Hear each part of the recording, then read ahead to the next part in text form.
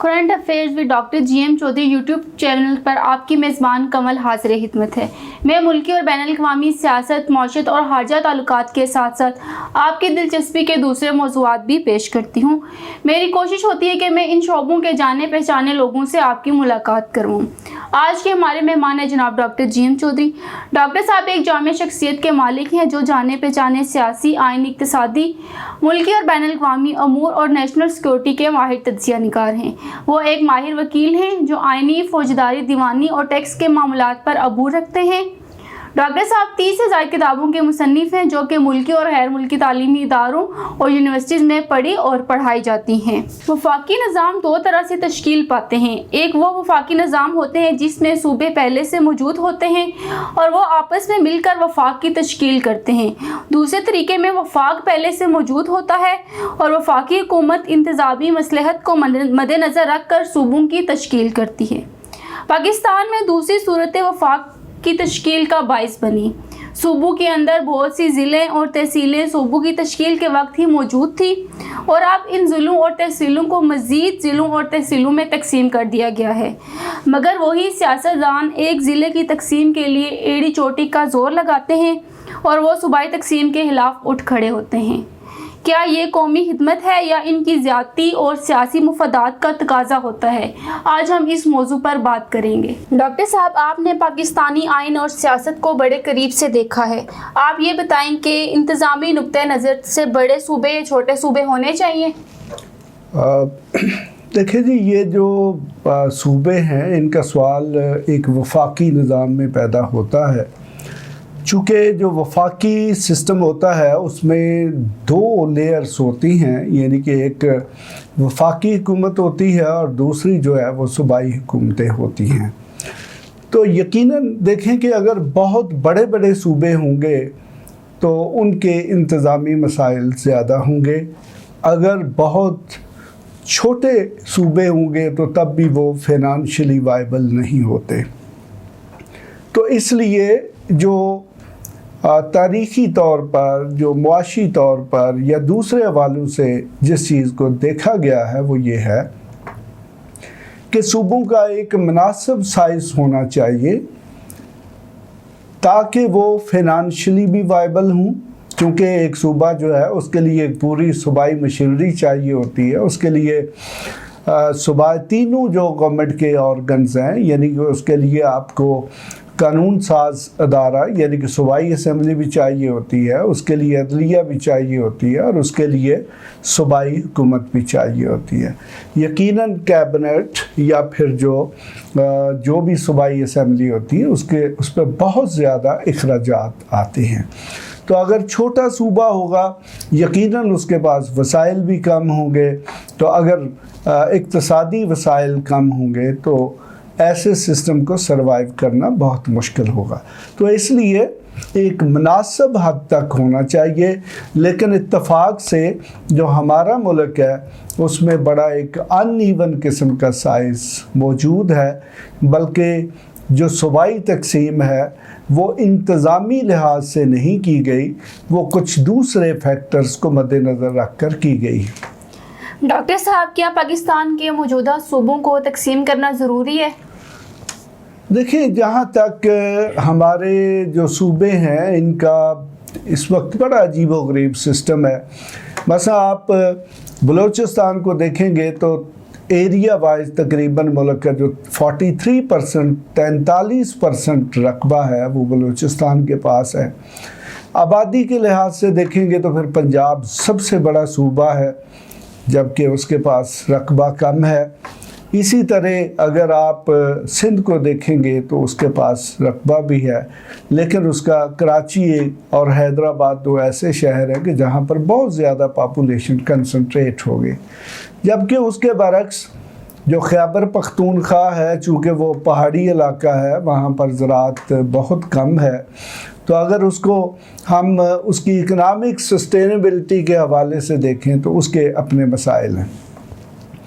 तो देखें, अब ये सारे अनइवन किस्म की चीज़ें हैं और ख़ास तौर पर हमारे जो सूबे हैं इनमें एक बड़ी दिलचस्प सूरत हाल है कि इन चारों सूबों के जो नाम हैं वो लसानियत को शो करते हैं। मसलन आप देखें कि सिंध है तो इस हवाले से चूँकि वहाँ पर सिंधी बोलने वाले लोग हैं, हालांकि वहाँ पर एक बहुत बड़ी तादाद जो है वो उर्दू बोलने वालों की भी है। अब बलोची देखें तो मेन वो बलोच कौम को रिप्रेजेंट करता है, जबकि बलूचिस्तान में और बहुत सारी कम्युनिटीज़ भी मौजूद है। पख्तूनख्वा जो है वहाँ पर पठान है, जबकि उसके साथ हज़ारा या और दूसरी कम्युनिटीज़ भी रहती हैं। जबकि उसके बरक्स पंजाब है तो यहाँ पर मेनली जो है वो पंजाबी कम्युनिटी रहती है और उसके छोटे छोटे शेड्स हैं जिनमें सराइकी ज़बान है या और दूसरी ज़बान है। तो इस तरीके से ये कोई इंतज़ामी तकसीम नहीं है जिसके बहुत ज़्यादा मसाइल हैं, लेकिन अब सूबाई सतह पर तासुब इस कदर हो चुका है या फिर हमारा जो आइन है उसमें नए सूबे क्रिएट करने का जो प्रोसेस है वो इंतहाई मुश्किल है, बल्कि दूसरे लफ्ज़ में आप समझे कि नामुमकिन है। तो ऐसी सूरत हाल में अगर हम इसी सिस्टम के साथ चलेंगे तो यकीनन मुझे तो ये ख़दशा है कि कहीं बहुत बड़ा सेटबैक ना हो जाए।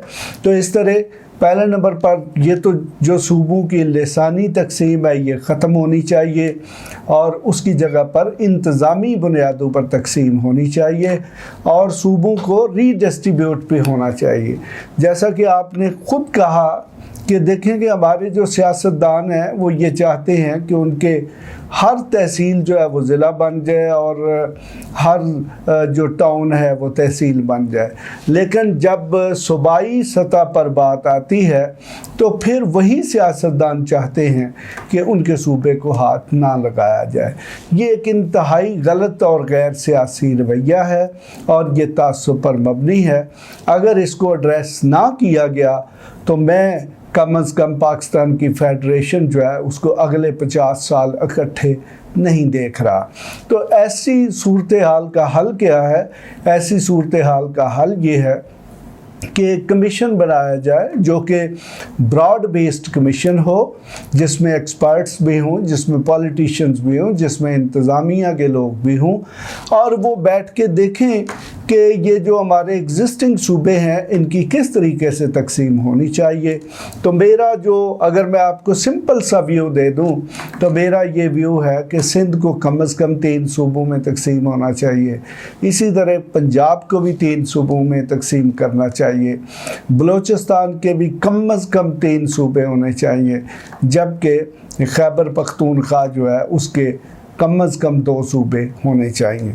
मकसद ये है कि जब इनका मुनासिब साइज़ होगा तो फिर इंतज़ामी मामलात जो हैं उनको बहुत आसानी के साथ देखा जा सकेगा और हो सकता है कि गुड गवर्नेंस जो है वो पेश की जा सके, जिसमें अवाम के बहुत सारे मसाइल जो हैं उनको हल किया जा सके।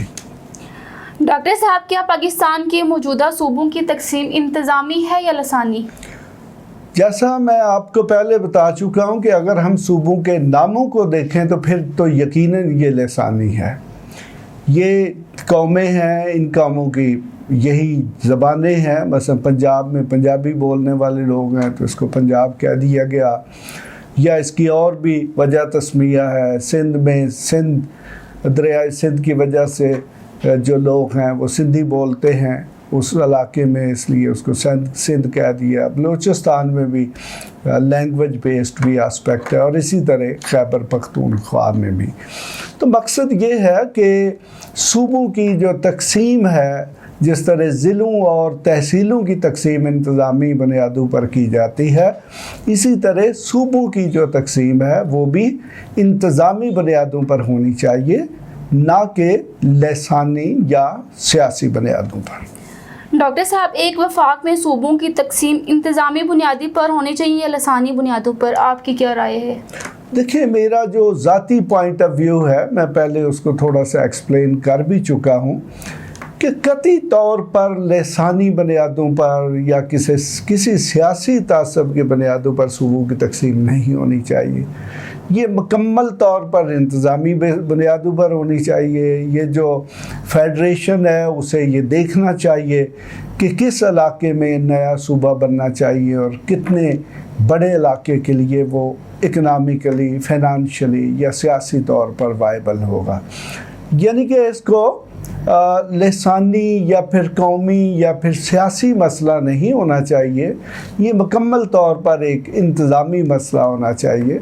आप देखें कि जो मुग़लों का दौर था उसके बाद जब डिसइंटीग्रेशन हुई तो बहुत सी रियासतें और इलाके वजूद में आ गए। फिर उसके बाद जब अंग्रेज़ आए तो उन्होंने इंडिया को यूनाइट किया। लेकिन देखें कि अंग्रेज़ों ने जो अक्लमंदी का काम किया कि उन्होंने वक्त के साथ साथ जैसे वो इलाके फतह करते गए तो उनको नए सूबों की सूरत दी ताकि इंतज़ामी सतह पर उनको तकसीम किया जा सके, ताकि इंतज़ामी मामलात को आसानी के साथ देखा जा सके। इस तरह मेरा व्यू ये है कि सूबों की तकसीम लसानी या सियासी बुनियादों पर नहीं होनी चाहिए, बल्कि ये मुकम्मल तौर पर इंतज़ामी बुनियादों पर होनी चाहिए। आज का प्रोग्राम यहीं पर ख़त्म करते हैं। मज़ीद दिलचस्प प्रोग्राम देखने के लिए हमारे चैनल को सब्सक्राइब करें और बेल आइकन ज़रूर दबाएं ताकि आपको हमारे हर आने वाले नए प्रोग्रामों के अलर्ट मिलते रहें। अगर आप हमसे कोई सवाल पूछना चाहते हैं तो आप हमारे दिए गए व्हाट्सएप नंबर पर अपना तहरीरी या वॉइस मैसेज भेज सकते हैं। आप कमेंट्स की सूरत में भी अपनी राय का इजहार कर सकते हैं। आप हमारी ईमेल पर भी मेल कर सकते हैं। आपको आपकी ज़िंदगी के मुख्तलिफ मामलात में मुकम्मल रहनुमाई और मशावरत फराहम की जाएगी। अगर आप इस गुफ्तगू को मुफीद समझते हैं तो इसको अपने जानने वालों, दोस्तों और रिश्तेदारों में ज़रूर शेयर करें ताकि वो भी फ़ायदा उठा सकें। अब कमल आपसे इजाज़त चाहती है। खुदा हाफिज़।